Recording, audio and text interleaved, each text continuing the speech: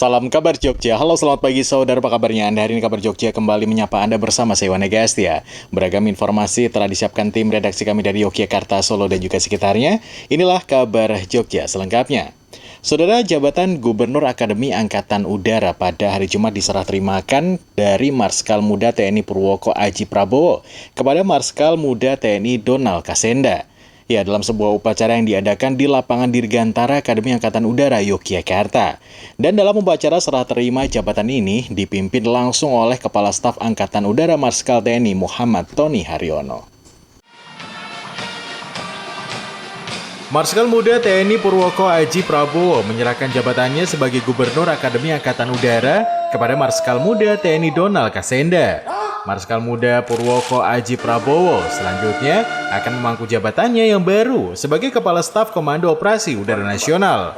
Sedangkan Marskal Muda Donald Kasenda sebelumnya menjabat sebagai Kepala Staf Komando Operasi Udara Nasional. Dalam amanatnya, Kepala Staf Angkatan Udara meminta agar Gubernur Akademi Angkatan Udara yang baru segera melakukan berbagai langkah untuk menyesuaikan dengan ketentuan yang baru, yang salah satunya masa pendidikan di AAU tidak lagi 4 tahun tetapi 3 tahun.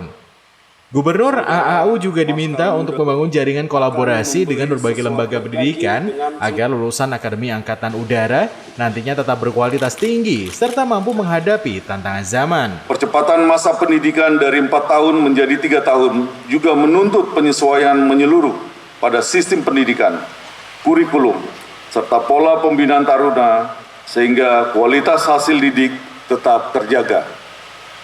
Sejalan dengan hal tersebut, proses modernisasi Alpal-Hankam yang telah berlangsung semakin menegaskan pentingnya kolaborasi dengan institusi pendidikan, penelitian, dan mitra strategis di bidang pertahanan agar wawasan para taruna senantiasa mutakhir dan jejaring kelembagaan juga semakin kuat. Widi, RBTV.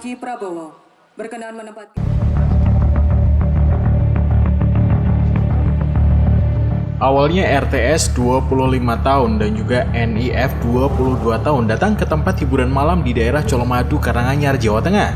Di tempat tersebut, tersangka yang tengah dalam pengaruh minuman beralkohol bersenggolan dengan korban. Dari keterangan tersangka yang tidak terima lalu mencegat korban dan juga beberapa temannya di jalan. Kemudian tersangka menyerang korban dengan senjata tajam. Akibat serangan tersebut, 1 orang dinyatakan meninggal dunia, sedangkan korban lainnya mengalami luka berat dan juga luka ringan.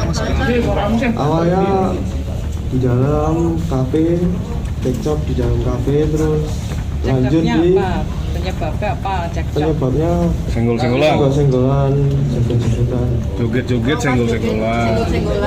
Kamu mabuk? dalam kondisinya arah pulang ketemu dengan korban.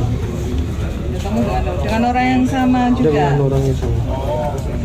Salah satu dengan orang yang sama. Salah satu dengan orang yang sama. Selain menangkap 2 orang tersangka, polisi juga menyita barang bukti berupa pakaian, 1 gunting, tang, dan juga 2 unit sepeda motor milik pelaku dan juga korban. Pada saat di TKP, penelusuran memang banyak, tapi memang kita menetapkan tersangka ini 2, karena yang lain kita sebagai saksi karena memang mengetahui kejadian tersebut. Kalau memang perannya ya seperti yang sudah kita sampaikan secara jelas, memang mereka melakukan penganiayaan atau pengeroyokan dengan senjata tajam. Korban itu 5. Korban 5, 2 luka-luka, 1 meninggal dunia, 1 luka berat, yang lain ada mungkin luka ringan.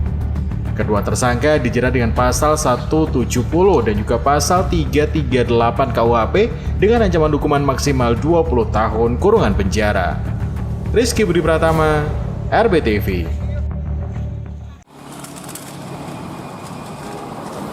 Komisi Kepolisian Nasional atau Kompolnas menerjunkan tim ke Yogyakarta pasca unjuk rasa anarkis yang terjadi akhir pekan lalu. Kompolnas juga mendatangi Rumah Sakit Umum Pusat Dr. Sarjito untuk menjenguk anggota polisi Polda DIY yang tengah dirawat.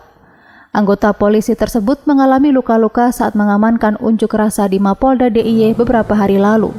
Saat ini kondisinya berangsur membaik dan dirawat di Bangsal Cenderawasih Rumah Sakit Sarjito.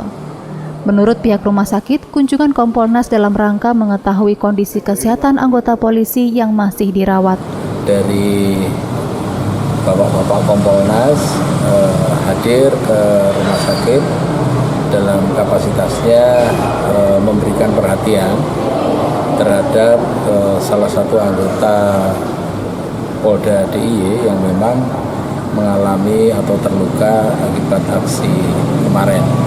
Dan kunjungannya cukup singkat, hanya bertemu dengan pasien yang saat ini sudah dalam kondisi pemulihan begitu, dan kemudian dilakukan sekitar 15 menit kurang lebih mengupdate kondisi pasien dan selanjutnya pulang. Sementara itu hingga Rabu siang, Rumah Sakit Sarjito masih merawat 6 orang pasien yang mengalami luka-luka akibat unjuk rasa. Mereka rata-rata mengalami patah tulang dan robek di bagian tubuh. Sebelumnya Rumah Sakit Sarjito menangani total 29 orang korban unjuk rasa termasuk 1 anggota polisi. Widi, RBTV.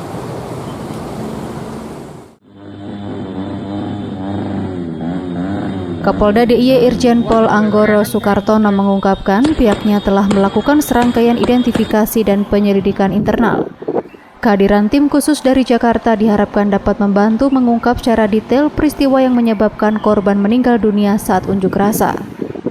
Keterangan tersebut disampaikan Kapolda DIY usai menggelar pertemuan tertutup dengan Gubernur DIY Sri Sultan Hamengkubuwono X di Kompleks Kepatihan Kantor Gubernur DIY.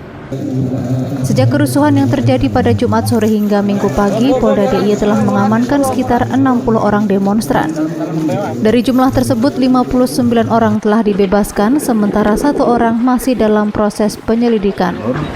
Terkait identifikasi dari kejadian mahasiswa Amikom, dan kami sudah perintahkan untuk melakukan pendalaman, penyelidikan, dan ada tim dari Jakarta yang melakukan pendalaman terkait dengan kejadian yang dialami mahasiswa Amikom. Sementara masih kita analisa semua data, keterangan yang bisa kita dapat dari berita media, dari keterangan orang tua, dan saksi-saksi yang masih kita dalami. Termasuk keterangan keluarga soal bekas sepatu PDL. Ya, semua kita dalami. Sebelumnya Reza Sendi Pratama dikabarkan tewas saat turut serta dalam aksi demonstrasi pada Minggu pagi di depan Mapolda DIY. Agung Kristiono, RBTV.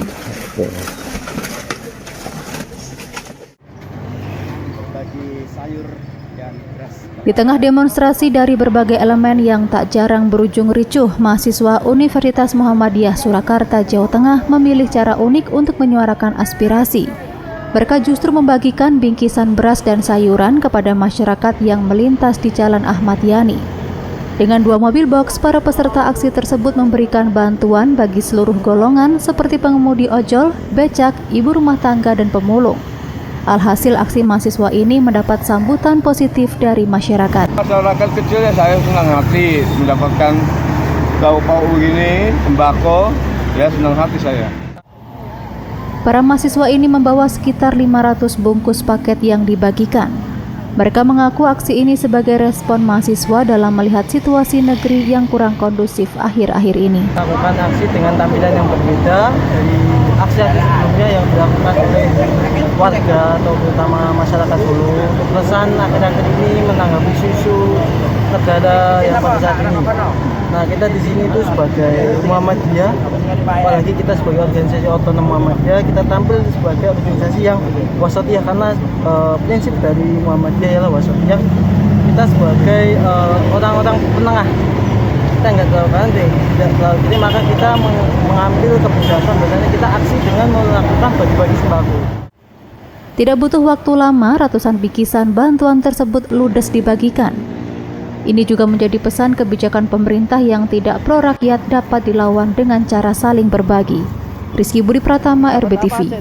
Lauk pauk, tempe, tahu, sayur. Saudara, masih banyak informasi yang akan kami berikan kepada Anda, tetap di Kabar Jogja, RBTV.